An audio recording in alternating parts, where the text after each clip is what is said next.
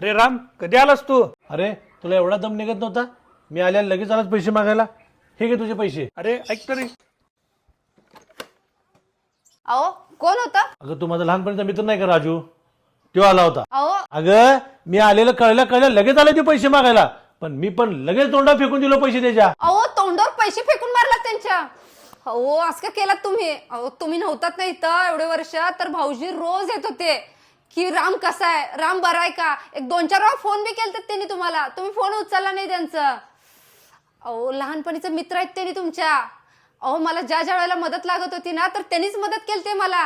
पण एकदा सुद्धा हो त्यांनी तुम्ही पैसे घेतला असला काय विषय सुद्धा काढले नाहीत माझ्या समोर. तुमचं लहानपणीचे मित्र आहेत ना हो त्यांनी. असं कसं ओळखायला चुकलात मित्राला? अरे देवा, थांब 1 मिनिट.